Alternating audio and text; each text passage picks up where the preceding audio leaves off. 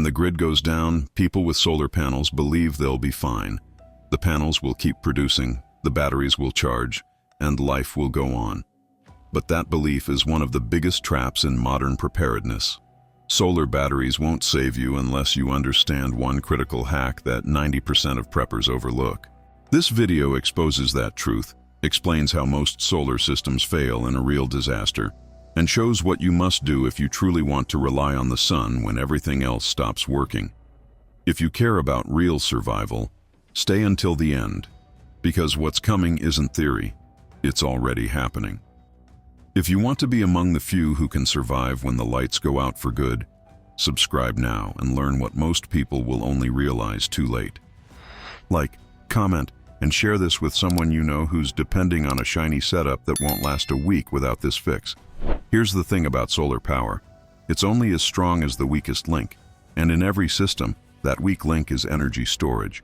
Panels themselves rarely fail. They're tough, they can last decades, and even a cracked panel will still produce energy if the sun's out. The real problem starts with what happens when the sun isn't shining. Because power generation is the easy part. Energy management, that's where survival gets hard. Most off-grid solar users rely on lithium or lead-acid batteries to store power. They install the system, fill a cabin roof with panels, wire everything to a bank of batteries, and think they're set. But few understand how these batteries actually behave under pressure. A typical 10 kilowatt battery, what many homeowners install, can only handle minimal load over time. A single refrigerator, a water pump, a few LED lights, and an inverter running standby can suck that power down faster than you think. And when you burn through stored energy faster than it's replaced, your system collapses quietly. Overnight, it's dead weight. What most preppers forget is that storage isn't a magic container that stays full. It's a living, degrading system that loses energy every day, even if you're not using power. Lithium cells have a self-discharge rate. So do lead-acid batteries. Temperature, humidity, and charge cycles all affect capacity. Leave a system unattended in hot weather, and your effective battery life can drop 30% before the next morning. If your setup was sized on paper with perfect efficiency assumptions, you're already on the edge of failure in the real world. During short-term blackouts, say 24 to 48 hours, many systems will hold. But the moment the collapse extends beyond that, you'll realize the danger. Solar production itself fluctuates dramatically with weather. Even in sunny regions, you'll face days where cloud cover drops panel output by 70% or more. If you don't have a strategy to regulate consumption, adjust loads, and protect the batteries from deep discharge, you'll hit zero before sunrise. And a dead lithium battery under deep discharge isn't just empty, it's permanently damaged. This is where the hack comes in. You must design your solar battery system not around daily use, but around energy prioritization and redundancy. It's not about having more panels or bigger batteries. It's about building a system that can sustain critical systems first and abandon non-essentials when production crashes. The hack? Every self-reliant solar setup needs a physical load management switch. Not a digital controller, not an app, an actual manual or mechanical control system that lets you instantly isolate and reroute power flows in real time. Because when you lose sunlight for 2 or 3 days, your ability to decide what gets powered and what dies is the difference between survival and total darkness. Most modern solar installations are automated. Everything runs on smart controllers that distribute energy automatically between batteries, inverters, and loads. But that automation assumes consistent sunlight and consistent draw. It works great when the grid exists and you're testing the system for a few hours. In a long-term collapse, it becomes a liability. When a battery bank gets low, automatic systems cut output to protect the cells, often at thresholds as high as 30%. That's meant to protect battery health, but in survival mode, that remaining charge can keep your water filter running or your communications online. The manual energy split hack is how serious off-grid operators keep control. You hardwire your essentials, water pump, medical refrigeration, communication radios, into a priority circuit. You wire all non-essentials like lighting, entertainment, or general outlets. To a secondary circuit you can shut off entirely. Then, when production dips or your batteries fall below a safe margin, you physically flip that connection. The system stops wasting power on secondary devices and channels everything into the survival essentials.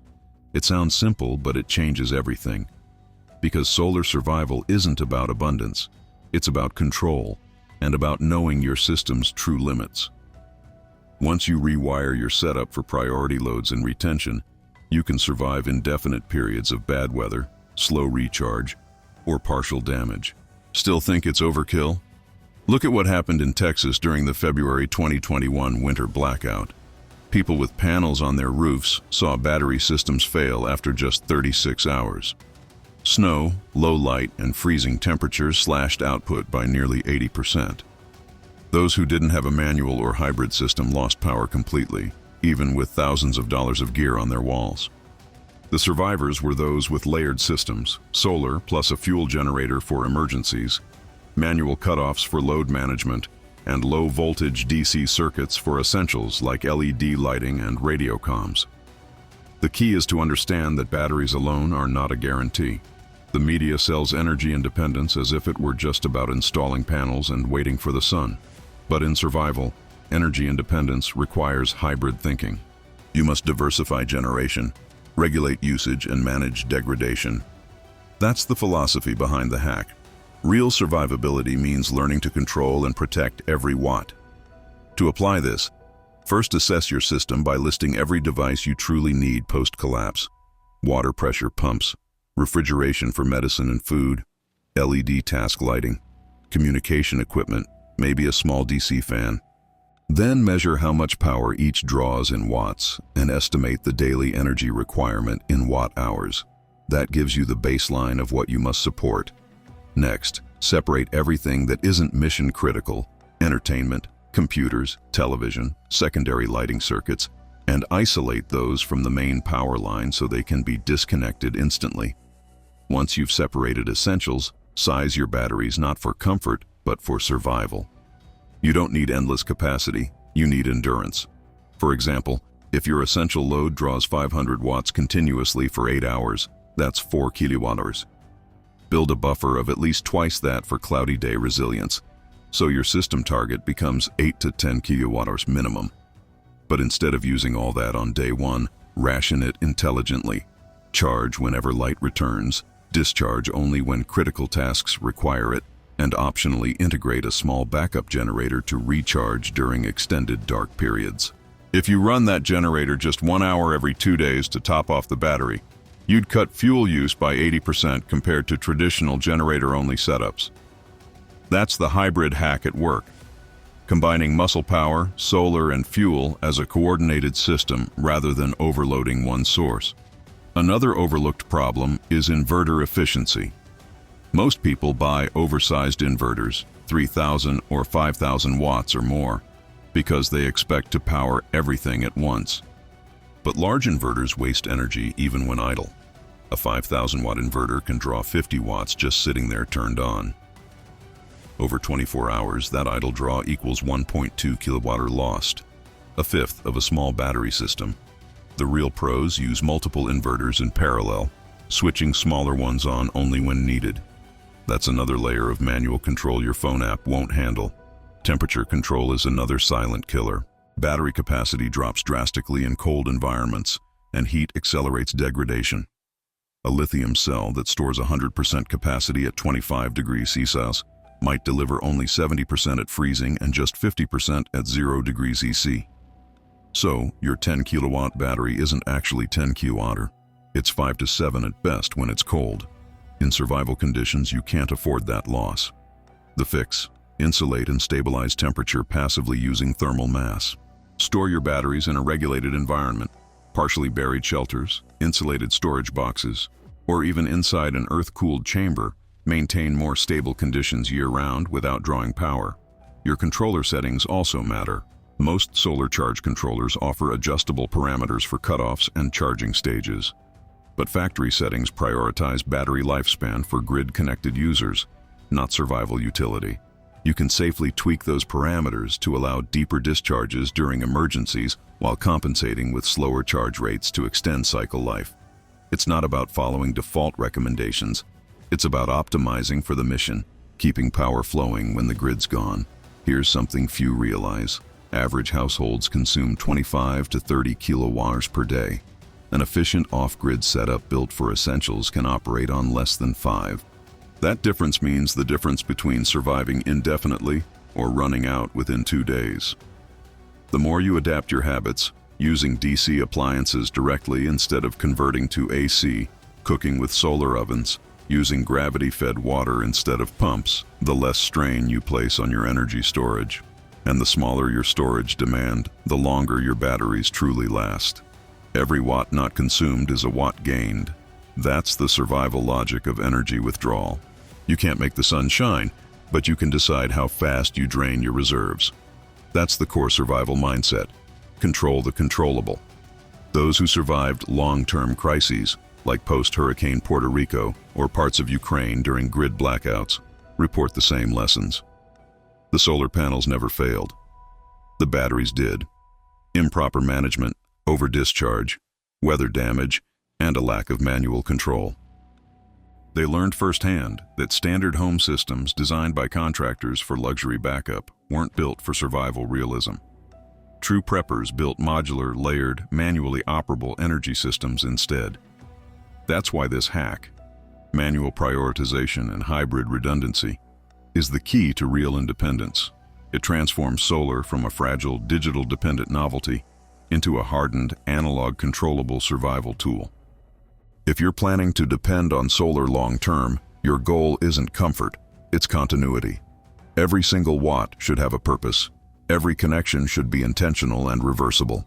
Use watertight boxes for components. Carry spares for fuses, cables, and connectors. Learn how to rewire your MC4 connectors and balance cells if you have to do maintenance without tools or the internet. Your system should be self-repairable with the knowledge you can hold in your head, not the cloud. Here's something almost nobody teaches. You can extend your power supply dramatically by integrating low-voltage DC microgrids. Many DC appliances, fans, USB lighting, small refrigerators, run directly at 12 or 24 volts. Every conversion from DC to AC wastes energy through the inverter. If you run those directly, you save 10 to 15% in efficiency right away. Over time, that means more days of power without any battery expansion. Another smart move. Add supercapacitors as secondary buffers for surge loads. Every time a motor starts, a refrigerator compressor, water pump, or tool, it demands a surge current 3-5 times higher than its running rate. Those surges strain batteries and shorten lifespan. Capacitors absorb and release that energy quickly, flattening the load curve and protecting your cells. It's simple physics, but most consumer systems skip it because the manufacturers design for convenience, not durability. All of these hacks tie into one lesson. Solar batteries are not fail-safes, they're management tools. The only reason they'll save you is if you learn to master how they work and build around their weaknesses. When civilization depends on unbroken supply chains, it's easy to forget that batteries are chemical devices, finite, sensitive, and replaceable. When those supply chains break, your battery bank becomes priceless and irreplaceable. The better you treat it, and the more control you have over what drains it, the longer it will protect you. The future of survival belongs to those who can manage scarcity, not abundance. In a permanent blackout, even a weak system with tight discipline outlasts a massive one run recklessly. So when you design or retrofit your solar system, think like a field engineer, not a consumer. Build for failure. Expect interruptions. Add manual switches. Include analog meters alongside digital ones. Equip redundant fuses and protectors. Because when the EMP, lightning strike, or grid crash takes out digital controllers, the only systems that keep running are the ones you can fix with your hands, not your phone. In the end, the hack isn't about a single trick, it's a mindset. Manual control, redundancy, prioritization, and discipline. Without those, no solar battery will ever save you. With them, even a modest setup can sustain life indefinitely off-grid. And that's the truth every survivalist should act on before it's too late. Don't wait for the next blackout to test your system. Test it now. Kill your main breaker, go 3 days on solar alone, and see what breaks, what overheats, what drains. Every weakness you find now is one less failure when it matters. Don't just prepare to survive, train to endure. And if you want to go deeper, in the pinned comment you'll find detailed guides and documents that walk you through real-world solar survival designs, wiring layouts, and low-cost hacks to stretch every watt of your system. Check them out when you're ready, and remember, in the world after the grid, self-reliance isn't just about having the tools, it's about knowing how to use them under pressure. Because when light disappears, knowledge becomes the last source of power you still control.